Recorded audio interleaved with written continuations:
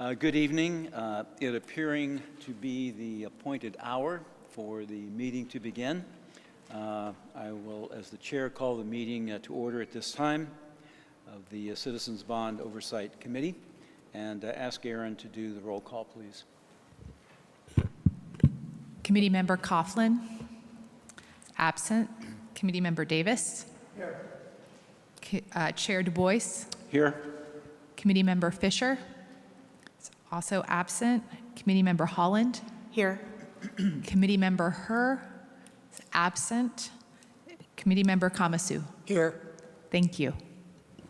Thank you, Aaron.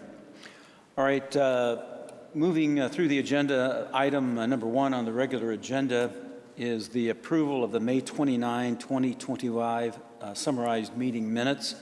A copy of those minutes have been included for the committee members in the meeting packet that was distributed prior to the meeting. And so at this time, unless there are questions, I would entertain a motion to approve those minutes as presented. I move we approve these minutes. All right. Thank you. Is there a second? I'll second. Thank you. The motion has been made to approve the meeting minutes for May 29. The questions at this time, seeing no questions, I'll ask for a vote. All in favor, please signify by saying aye. Aye. Opposed? None. All right, the minutes will stand approved. Moving to the second item on the agenda. Similarly, it relates to the September 8th, 2025 summarized meeting minutes. Again, those minutes have been presented to the members in advance of the meeting. It's in the package that was presented and distributed. At this time, I will entertain a motion to approve those minutes unless there are questions. Seeing no questions, is there a motion to approve? I'd like to make a motion to approve. Second. Member Kamasu makes the motion to approve. Member Davis seconded. Questions? Seeing no questions, I'll ask for a vote. All in favor, please signify by saying aye. Aye. Aye. Aye. Opposed? None. Therefore, the minutes will be accepted as approved. All right, moving to item number 3, an update on the Bond 2019 program, including question 1, Parks, Recreation, and Senior Services, question 2, Community Spaces and Infrastructure, and question 3, Public Safety and Technology. And for that update, I will recognize Allison Timku, City Engineer. Allison?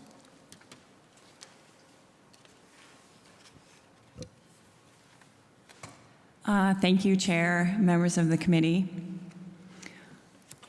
Wrong way.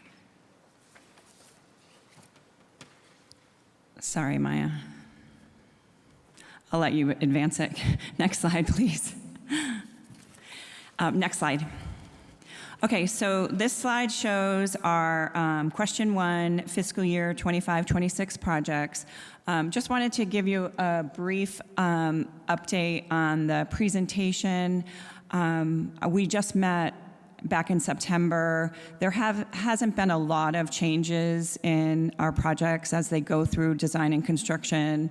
The process, takes some time. So there's not a lot of specific updates on the projects from the previous presentation back in September. So the first project right here is project number 13. It's Expand Granite Reef Senior Center to meet demand for adult daycare. The funding for this project has been moved to fiscal year 26-27. So that hasn't started yet. It previously had been funded for 25-26. Project 21 is Expand Via Linda Senior Center to meet demand for senior services, and we are proceeding with program and early design for that project. Project 22 is Build New Swimming Pools and Replace Building at Cactus Pool, and we have started a feasibility study for that project. We're both looking at location for the project, if Cactus, the location of Cactus Park is the most appropriate location, or we're also looking at Mountain View Park to see if that might be a suitable location for this. And obviously, if we make that change, that's something that would come back through you first before going to City Council for that recommendation. But right now, we're just really early on in the feasibility study. 41 is install the solar heating system for El Dorado Pool, and that's the project that we're going to bring back to you again tonight for the consideration of the scope change request. 42 is add a dog park to Thompson Peak Park. We are planning to start construction this winter on that project. Project 60 is double solar power generating capacity at Appaloosa Library. We have had our design build manager evaluating this with our other solar projects, and this is likely a project that we will bring to you in the future for potential scope change consideration, as it is very underfunded and there's not a lot of options that we can do with the amount of funding that we have. But if we do have savings in other projects, then we could look at what potential we have and bring that to you for further consideration. But that's for a future agenda item. And then 61 is purchase land, expand Pinnacle Peak parking lot, staff office and restrooms, renovate hiking trail, and construct an interpretive trail. And again, this is the property that requires Arizona State Land Department, some of their land, and that would require auction. And we're waiting to see if a developer would be interested to purchase the remaining portion of the land, and then we could proceed with that project. We are doing a feasibility study right now on that project, so we can really determine how many parking spaces we need, how much space it would require, what does the grading and drainage look like. So we are moving forward on a feasibility study on that. Next slide, please. And then this slide shows the implementation schedule for the projects in question one, both current and in the future years, for both design, construction, and other. The other, again, is the Pinnacle Peak parking, because we need to acquire the land. Next slide, please. So these are the projects in fiscal year 25-26. Question 2, our first project listed here is 15, build 200-space parking lot off of 75th Street to serve the City Court and the Scottsdale Stadium. Construction is delayed on this project.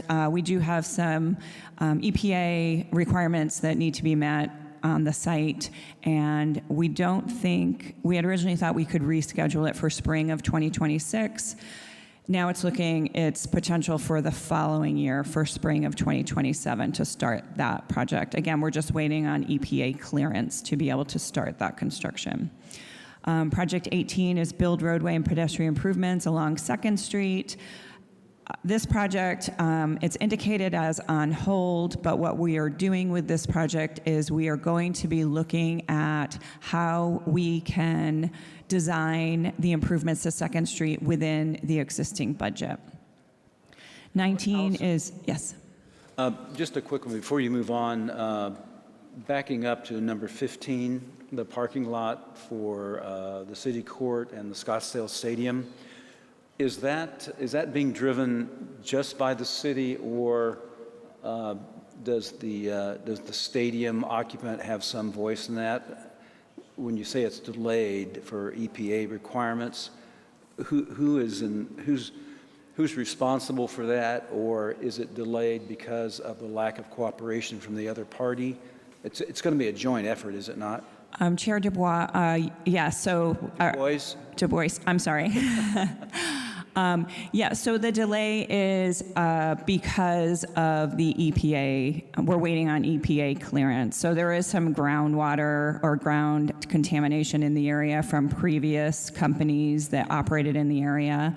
They're contributing parties, and they have to contribute towards the remediation. We originally thought that we were going to be able to construct the parking lot without disturbing any of the ground beneath, but we're waiting on EPA clearance to be able to proceed with that project. Is that going to impact the cost of the project from the city standpoint? Currently, no. Okay. So we would still be on budget for that particular project, irrespective of the EPA requirements?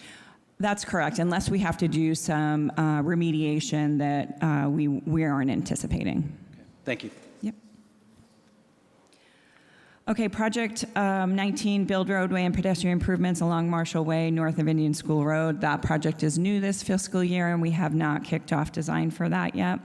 23 is repair lakes and irrigation at Vista del Camino Park in the Indian Bend Wash, and construction is progressing on that project. The latest GMP that was authorized, here it says 1125, which causes a little bit of confusion. It was 1125 of 2024. So it was authorized last year, that GMP, and that construction is progressing. 32 is renovate and modernize Stage 2 Theater at SCPA. That project is planned to occur with the future expansion by Scottsdale Art. They're planning to do an expansion, build a new stage as an addition, and we would do this project at the same time, so construction is only going on at once.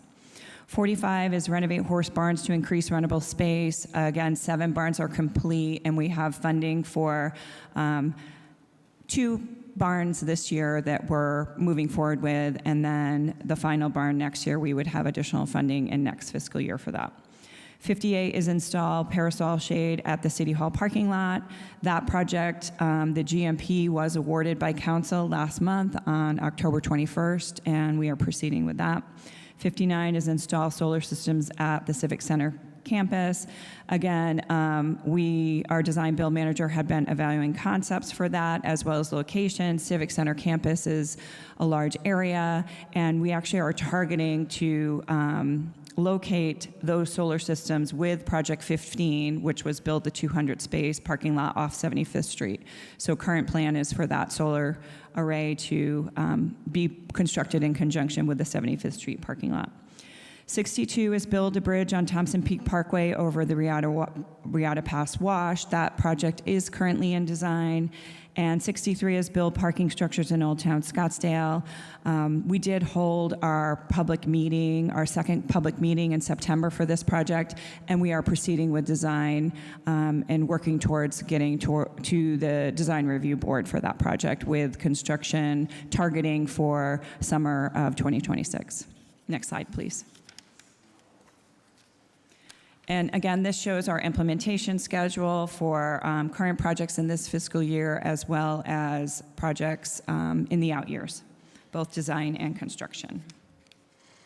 And next slide, please.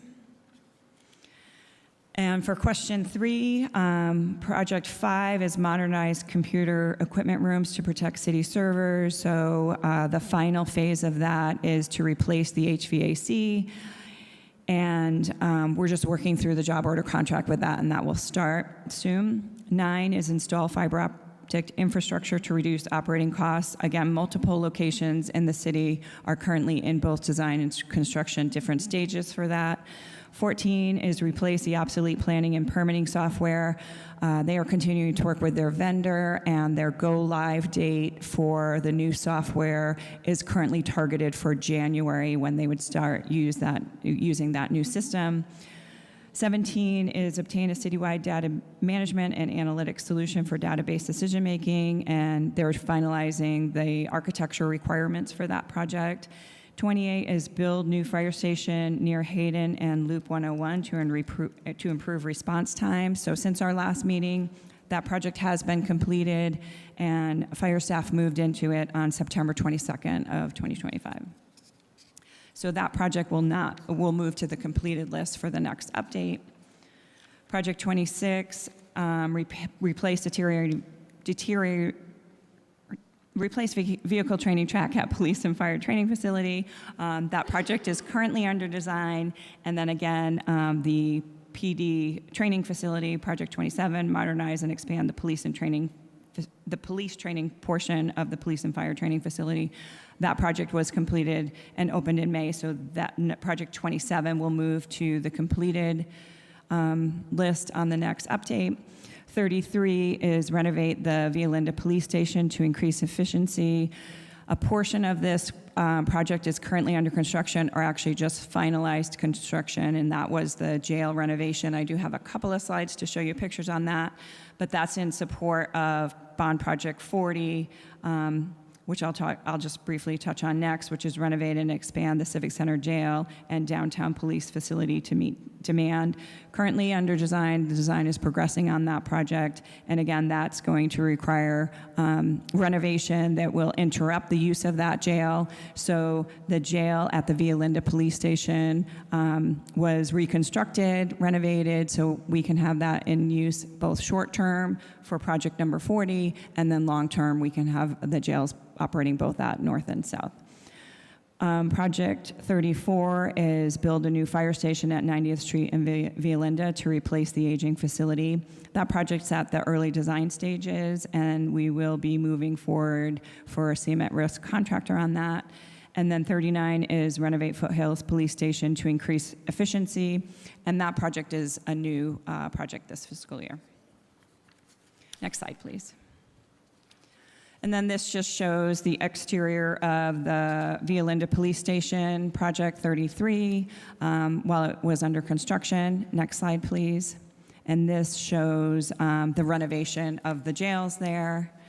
And final slide on that just shows some additional construction at that facility. And again, we're proceeding with design for the overall renovation of the rest of the Project 33. Next slide, please. And again, we have the implementation schedule, both projects that are currently in this fiscal year, as well as projects in the following fiscal years in their schedule, both design and construction. And then the next slide shows our list of completed projects. Again, we have 6 of 14 in question 1. We have 6 out of 20 completed in question 2. And we have 13 of, next slide, please. Oh, thank you, Maya. And we have 13 of 24 projects completed in question 3. And so far today, we only have the one project in question 3 that was eliminated, which was 12, update the Scottsdale's 15-year-old digital train model. So with that, I can take any additional questions that you might have. Are there questions from the members? No. Thank you. Thank you. All right, moving to the next item on the agenda, item number 5, and that has actually been moved to our next meeting. So we will we'll pass that item at this point and move to item number 6. Chair Dubois, I'm so sorry. We have item number 4. Well, obviously, I can't count. So moving to item number 4, presentation, discussion, and possible action on the Bond 2019 financial report. Scott Seelan, Budget Director, I believe you're going to make your presentation for us. Thank you, Chair Du Bois, members of the committee. For the record, Scott Seelan, Budget Director here at the City of Scottsdale. Could you go to the next slide, please? This is the same slide that we show every presentation, and I often just glide through it. Perhaps since we started a new fiscal year, for the benefit of people that might be watching this later, I'm going to slow down a little bit. Could we go back 3 slides? One more. Thank you. This is the total budget for the Bond 2019 program, which was split into 3 questions, as you all know. Question 1 is for Parks, Recreation, and Senior Services for an aggregate total of $112.6 million. Question 2 was for Community Spaces and Infrastructure for a total of $112.3 million. And finally, question 3 was for Public Safety and Technology for a total of $94.1 million. Each project within the Bond 2019 program belongs to only one question. Could you go to the next slide? Thank you. So this graph that you're looking at is similar to one that we show in most meetings. It is a bit simplified, and we'll get to the more detailed one here in a couple of slides. At any given time within each question, all dollars that are currently budgeted within a project are counted in gray on this slide in front of you under the label ITD budget. And what that label means is inception to date budget. So as of June 30, 2025, the inception to date budget for all projects within question 1 was $66.9 million. It was $56.7 million for question 2, and for question 3, there was $76.6 million budgeted to projects in question 3. Now, any dollar within the questions that is not within the inception to date budget for a project is counted as future funding. Those are the blue bars with the white dotted lines at the end. If you add the ITD budget amounts with the future funding amounts, you get the amounts, the total voter approved amounts for each question that we looked at in the previous slide. So whenever there are changes to project budgets, that causes both the ITD budget bar to increase or decrease and the future funding bar to increase or decrease depending on the nature of the budget change. The future funding bar is not impacted by spending or commitments or having a project get completed. Only project budget changes cause the future funding to change. Can we go to the next slide? So this is that same graph that we just looked at, but updated for September 30 of 2025. If you look at questions 2 and 3 first, you'll notice that the ITD budget bars, or the inception to date budget bars, got significantly larger when compared to the previous slide, and the future funding amounts got noticeably smaller. Usually that's what happens with the new fiscal year that begins on July 1st every year. Projects get new budgets. There's new budget unlocked for projects. And over time, the amounts typically tend to go up because project budgets tend to get larger as time goes by, as they near completion. However, there are cases where project budgets can get smaller with the start of a new fiscal year. And this is what happened for question 1. The ITD budget went down by about $1 million on the aggregate, and the future funding amount for question 1 actually went up by about $1 million in September of 2025 when compared to June of 2025. What happened here is that there were some projects that, yes, that had budget increases, but there were a couple of projects that had budget decreases in question 1. One example is the Cactus Pool project that was mentioned. I believe there was previously about $6 million in that project's budget that the budget was then changed to provide $250,000 for a feasibility study. So that's one example. Another example is the Granite Reef Senior Center, where budget was moved out to a future year. So, Scott? Yes. Quick question. So when those adjustments are made, just for sake of clarity, is that new money or is it money that's already been allocated but it's just now being attributed at a different date? Thank you for the question, Chair Du Bois. Let me attempt to answer it, then you can let me know if I answered it. When budgets change, typically when budgets increase, that is planned. Typically, we have a 5-year capital budget with funding in years 1, 2, 3, 4, 5. So when you go to a new year, the amount of the budget that is increased is typically planned for. And that's the same thing for decreases in most cases. The Cactus Pool project, for example, in the last budget that we published, you could see $250,000 in year 1 rather than the previously approved, I think it was $6 million. I'd have to get the exact number. But typically the changes are planned and we anticipate them, and they don't happen unless someone has seen them and City Council has approved them. Was that responsive to your question? Yes. What about money that is allocated to a project from the general fund by the council, or money that goes to a particular project because of a third-party attribution? Is that then part of the gray bar or the blue bar? Thank you for that question, Chair Du Bois, members of the committee.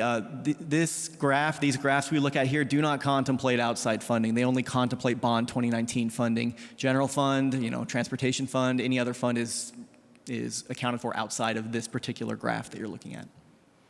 All right, so we're just talking about the allocated funds from the bond at this point. That is correct. The other funds will be accounted for in a different graph or a different manner, right? That is correct. Okay. Yeah. Thank you. The presentation today only deals with bond 2019 proceeds. Thank you. Could you go to the next slide, please? So this chart should look a bit more familiar. We show this chart at every committee meeting. This chart splits up the inception to date, or the ITD budget bars, the gray bars from the last slide, a couple of slides that we've been looking at. And what it does is it splits it up into 3 categories. The inception to date budget is split up into actual expenditures, commitments, and then remaining budget. That is to say dollars that are in the budget but not yet spent and not yet committed. officially. So for question 1, there are $53.4 million in actuals, $1.4 million in commitments, and $11.2 million in remaining budget for all projects within question 1. And then the amount in future funding for question 1 is still 46.6, still matches the previous slide, as we saw for question 1. For question 2, the inception to date budget is $46.2 million. We've got about $200,000 in commitments and then $40.8 million in remaining budget. And then the future funding is $25.1. Question 3, $56.4 in actual expenditures, $3.5 in commitments, and $27.4 in remaining budget. And then the future funding, again, should match the previous slides, $6.8 million in future funding for projects that are not yet in a budget in the inception to date budget. Can we go to the next slide? This slide has not changed from the last time we showed it, but we keep putting it in just to reinforce. There's been $319 million authorized, with $240 million issued and $79 million in future issuances. Can we go to the next one? One other question from Committee Member Kamasu. So I guess, is it a fair statement to say for future funding, essentially those funds are going to be taken from the 2025 general obligation bond? That's possible, Chair Du Bois, members of the committee. It's also possible that it's future budgets of existing bond proceeds that have already been issued that are just not in the budget yet because maybe they're allocated for next year. Maybe there's $1 million from the 2023 issuance that is for next year's budget that will unlock on July 1 of 2026, and then it would move into the ITD budget and out of the future funding. And so I assume if that scenario happens for like funds being used from the 2023 general obligation bond, then the project itself has to be completed by 2026? Chair Du Bois, members of the committee, I'm not fully educated on the bond requirements. I did see some nods next to me. Chair Du Bois and Committee Member Kamasu, yeah, we have 3 years to spend the proceeds. Right. Correct. Okay, thanks. And then again, this slide is just information about the recent GEO bond sale. We've had it at the previous meeting. We won't cover it in detail tonight since we've discussed it previously, but for informational purposes, we've included it in the slide. Can we go back, 2 slides? There's a point I wanted to make that I forgot to make. I think something that I'd like to put into these presentations for future meetings is whenever there's a change in the future funding, I think I'd like to include some kind of itemization of how that changed, just so we can reconcile easily what happened with the future funding, so that it's not a mystery to you all why it changed from, say, 46.6 to 50 or to 40 over a meeting. So I think I'll commit to doing that in future meetings, just so we can know what's going on with the future funding. And I think with that brings me to the end, and happy to entertain any questions you might have. Thank you, Scott, and I appreciate your offer to put that information on the next presentation. That'll be helpful.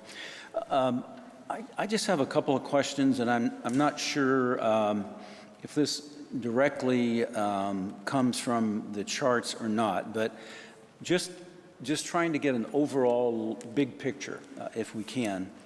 So as I understand the charts that we've looked at, so we have 6 of 14 projects completed in question 1, 6 of 20 in question 2, and 13 of 24 in question 3. So that leads me with the math of 25 out of 58 projects have been completed to date. Means 33 projects still remain. So what I wanted to get a handle on when we talk about future funding for the 33 projects that remain to be completed, I think my math would show $78.5 million left for future funding. And I guess my question is, one of the ticklish areas that we always deal with is cost overruns and estimates for projects. And all the numbers that we seem to be talking about, we're assuming that our estimates and our projections are going to be right on, and this money is going to go to those projects, and it's going to be budget specific, it's going to meet the budget, and so forth. So I guess my question is, and maybe this is a question to the entire panel, is how certain are we that the funds, the future funding that we have now for the remaining 33 projects that have to be completed yet, that we're going to meet that target? And if not, kind of an associated question, I guess, is what are we doing to provide guardrails to prevent the kind of inflationary impacts and the cost overruns that we've experienced in the last 6 years, I guess. It seems like that's a legitimate concern, and when we talk about these numbers, that's a problem that I always worry about is what do we do if we don't meet the budgets that we've got set aside? What are we doing institutionally to address that concern and to maybe ameliorate the impact of continued increase of costs? Chair Du Bois, so one of the things that we're doing, for example, is the Cactus Pool project. So we did identify that the funding for that was probably not going to be sufficient to build the project.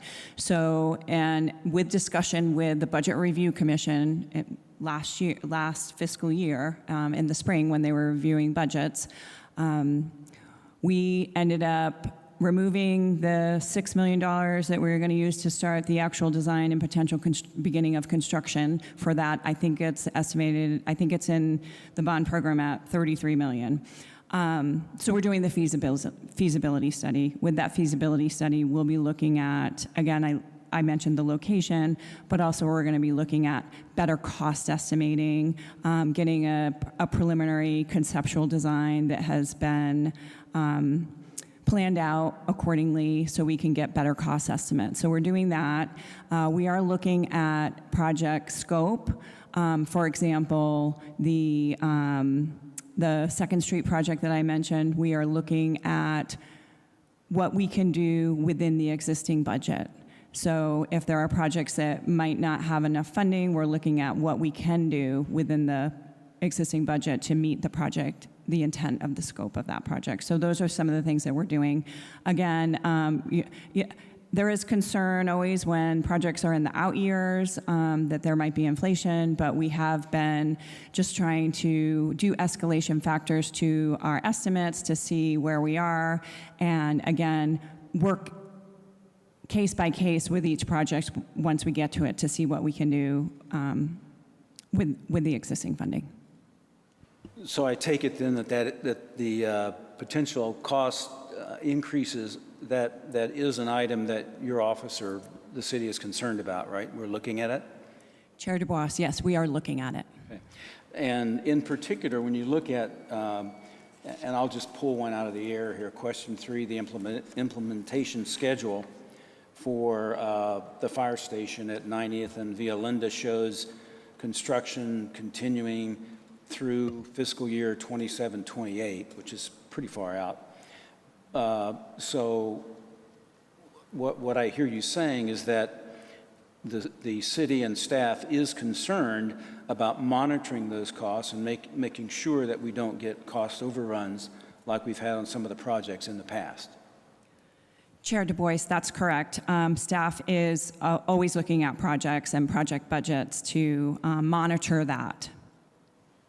And then again, this is a hypothetical, so let's say that project, the estimates that we have, are we constantly updating those estimates? Chair Du Bois, yes, we do update our estimates. For example, this year, we go through the CIP process. We're in it right now, developing our CIP for fiscal year 26-27.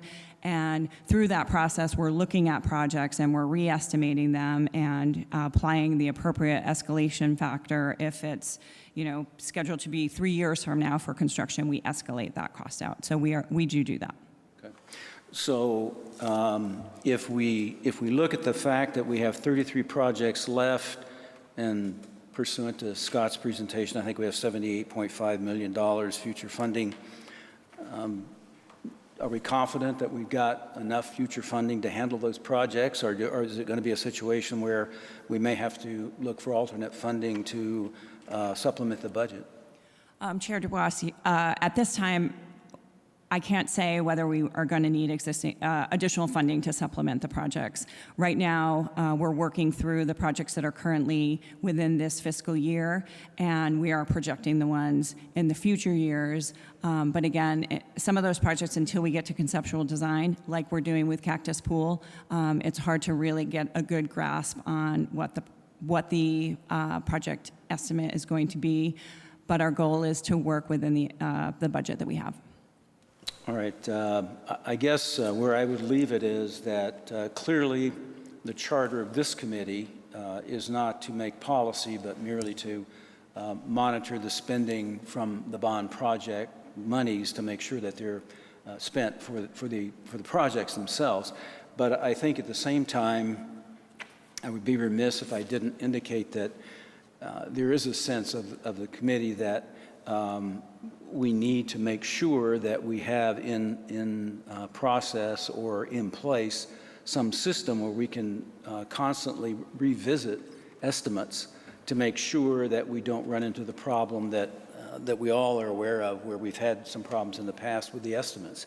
And so, again, not intending to beat a dead horse, but just to indicate that that is a concern that the committee has, and we want to make sure that we address that, and is something that I think the committee will want to keep an eye on as we go forward. So, any other questions? Yes, Mr. Davis. On the projects that have been completed that ran over budget, where was the supplemental funding or for those overruns? Was it taken from the existing bond funding from other projects, or was it supplemented by the general fund? Chair Du Bois, members of the committee, I could get you a listing of all those specifically, but my understanding is that they've been supplemented by other funds, and in some, in some cases, I guess let me just back up and just say that let me get you that information, and I can tell you exactly, 'cause I don't want to just go off the cuff too much. Thank you. Any other questions? Yes, Committee Member Holland. Is it possible to maybe recommend that we receive a list of projects that are maybe falling out of funding or becoming close to, or maybe at risk of going over budget? Staff? In each of the questions, in question one, there's a few that have gone out of budget. This is, I know that you do a great job identifying the status, but maybe if we could see it, each question and ones that are at risk. Chair Du Bois, members of the committee, each month we prepare a spreadsheet that kind of feeds the graphs that you were looking at today. If that would be useful to you, we could provide that spreadsheet to all of you. There are members of the committee that ask for it separately, that we provide it to them. If that would be useful and helpful to you in evaluating the status of projects, we'd be happy to provide that sheet to you. Yeah, I think just if I can, as I understand the question, what we'd kind of like to see is a list of the projects. There are 58 of them, 25 completed. Just give some sort of a list or a graph that would show what the original budget was, and for the project that was completed, what it ended up costing. And I think what Committee Member Holland is wanting to see is the actual expenditure for the project versus the budgeting for the project originally. Is that correct? That's correct. So if we could get that. And that information is in that spreadsheet that I referenced. Each project, by funding source, actually, it lists them all. It doesn't just list the bond 2019 proceeds, but it does show the inception to date budget, actual expenditures, commitments, and remaining budget. Yeah, I think that was overall. I think what Committee Member Holland's asking for is we can break that down by project. Okay? Absolutely. All right, thank you. Other questions? Yes, Committee Member Kamasu? And tied to that request, and I think I sent you an email, Scott, earlier on it. It'd be nice to see, in addition to if a project is getting overrun, like which general obligation bond the money's coming from. I'm just curious, to make sure some of the older ones, essentially, those projects should be wrapped up. Yeah, Chair Du Bois, members of the committee, yes, that request is being worked on. If we can show the individual issuances, we should be able to get that done. And that perhaps could be something that becomes a regular item for the presentation at each meeting, right? Yeah, that'd really be helpful, I think. Thanks, Scott. Other questions? All right, thank you very much, Scott. Appreciate it. I don't believe any action is required of the committee at this point, and so we'll move on to item number 5. Now that I got my numbers straight, item number 5 is a presentation, discussion, and possible recommendation to council to transfer up to $94,651 in bond 2019 authority from question 3, project 37, implement an inventory and asset control system for city technology, to question number 3, project 17, and obtain a citywide data management and analytics solution for database decision-making. And that presentation will be made by Bianca Lochner, our Chief Information Officer, but she's not able to make it tonight, and so we're going to actually move that item to our next meeting, so it'll be agendized for the next meeting.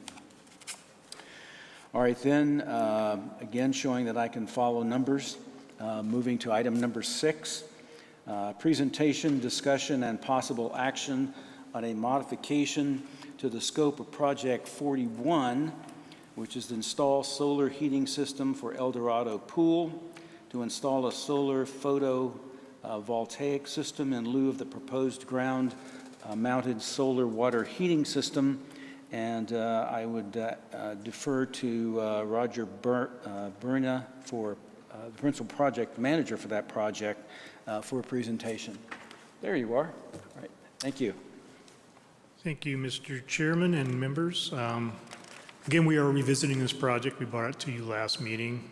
It is changing the scope of the current bond project 41 from a solar heating system to a photovoltaic system. Are you working it or am I? Okay. So the current language says install a ground-mounted solar pool hot water heating system at El Dorado Pool to reduce energy costs for heating the pool during shoulder seasons and winter months. The project is estimated to save approximately $70,000 per year in energy costs. Next. So looking at this project and the age of the estimate that was used to create this project, we had concerns. Number one with our facility staff was maintenance of solar water heating systems. We haven't had good luck with them. Other concern we had is it's proposed to be ground mounted, which would take up a pretty large area of the park, which could end up into some 404 requirements of the Corps of Engineer if we get into the actual flow areas of the wash. So looking at that and being as we were working with a consultant on other photovoltaic projects, we had them look at basically constructing a solar array here. It could be constructed in the parking lot, it wouldn't be putting us in the wash. And what could we do with the budget we had? So the canopy that we can afford for the budget we have would cover about 10 parking spaces and provide panels to generate 35.7 kilowatts. It would be grid connected to SRP and of course be expandable in the future because we do have much more parking lot. Next, please. So background, the solar water heating system proposed in the bond project was based on a 2010 proposal from a vendor. It was projected to cost $570,000 then, and would require approximately 21,000 square feet of panels. And then the existing boilers would still have to remain, as the solar would only provide about 50% of the heating for the pool. So the existing boilers are over 20 years old right now, but they are still in good condition. Next. So again, we presented this last time, the disadvantages to the thermal, where the obvious space constraints, the fact that we need 21,000 square feet somewhere outside of the pool to construct this. The season mismatch, obviously you get more heat out of solar in the summertime than you do in the wintertime. Overheating, I mean, we're going to heat water in the summertime, what are we going to do with it? Limited cost savings, really, pretty low efficiency and a complex system to operate, and higher O&M costs in our experience with anything that involves water requires a lot of maintenance.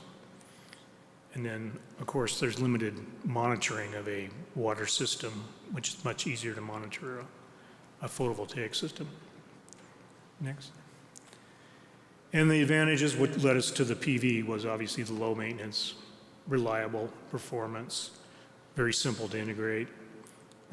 It's remotely monitored very easily with software, and has long-term durability, and it would be scalable and flexible for us. And it would have some visible impact for the taxpayers. They would actually see the project in a highly visible area. Next. So the project site, we're looking at the parking lot for the El Dorado pool. There are 130 spaces. We currently share that parking lot with the Boys and Girls Club. So it would be very scalable for PV installation. Next. What we're able to afford, we believe, with the current funding, is a 37.5 kilowatt system that would cover only 10 of these spaces. Next. Project cost, right now, design and pre-construction has had $49,000 committed. Guaranteed maximum price for the parking canopy, solar, and electrical is $401,000. And if we break out just the solar and electrical only, the cost for that component is $272,000. Next. So these are the projected performance and payback from our vendor. You're looking at utility charges before we put in PV, and then utility charges projected after we put in PV. So the net savings per year is projected to be like $4,897. So if we look at how that pays back, obviously it's not looking good. Total construction with canopy has an 81-year payback. If we look at just solar and electrical only, we have a 55-year payback.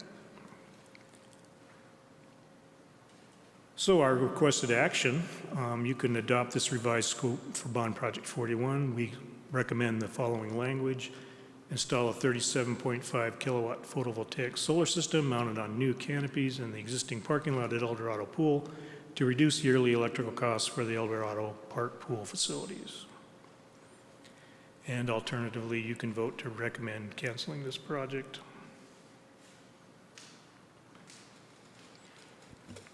One quick question on the project costs slide. Have we actually incurred any of those costs yet? The design costs have been incurred, so we spent $49,000 so far. Questions, Committee Member Davis? Remind me, please, I should have gone back and compared this presentation with what you did in the previous meeting. It looks like, to me, as best I can remember, it's essentially identical. Nothing has really changed, correct? I think one thing that did change is we originally thought we could do a much bigger system, but the budget just, with the cost of materials going up, solar panels have just gone crazy because everybody wants to buy solar panels right now. So the actual system that we believe we can afford in this budget is 35 kilowatts, 37.5 kilowatts. I would argue you can't even afford that. The payback is horrible. Pretty bad. Yes, Committee Member Kamasu? A couple questions. I guess the first one on this slide, is like the utility charges after installing the system, like for energy, the 45,000, does that number kind of take into account, you had mentioned like the boilers are 20 years old, so they're in good shape now, but they're getting older, so I would assume that additional costs are going to be necessary, or efficiency of the boilers is going to be reduced. Is that kind of part of the assumptions? Are we talking about the system performance payback? Because I'm only talking about photovoltaic there. Oh, okay. I guess, I guess in terms of like overall system performance. Well, for photovoltaic, it stays fairly steady. I mean, there's some degradation over time, but even 25-year-old panels are still producing electricity. Okay. And I guess the second question, for this solar system that's being proposed, is this similar to the one that just got approved as part of question 2, the solar shade at Civic Center? That's correct. Okay. And that one, I guess, was approved by City Council in October. Yeah, and that one benefited more from economies of scale. We could do a much larger system. So does that imply that if you did a larger system here, you'd have better payback? It would probably look better. I mean, there's overhead that goes with building a project.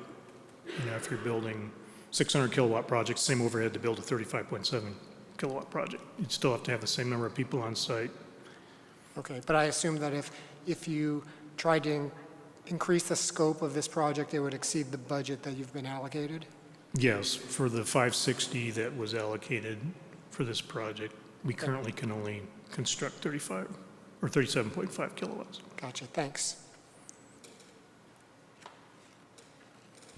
Are there other questions from the committee? Yes. I move that the Budget Review Committee recommend to City Council that this project be scrapped and the money reallocated for other projects. Is there a second? I'll second it. It's been moved and seconded that the requested action, essentially that we select the alternative action, that is the commission would recommend to the City Council that this project be eliminated and the monies saved allocated to other projects. Any questions on the motion? All right, all in favor, let's vote individually on this one. Aaron, would you call the vote, please? Sure. Committee Member Davis? Yes. Committee Member Holland? Yes. Committee Member Kamasu? Yes. Chair Du Bois? Affirmative, yes. All right, thank you.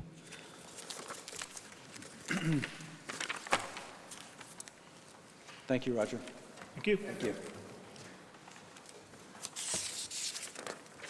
All right, that appears to be all of the items on the agenda, and so we'll move to the public comment stage.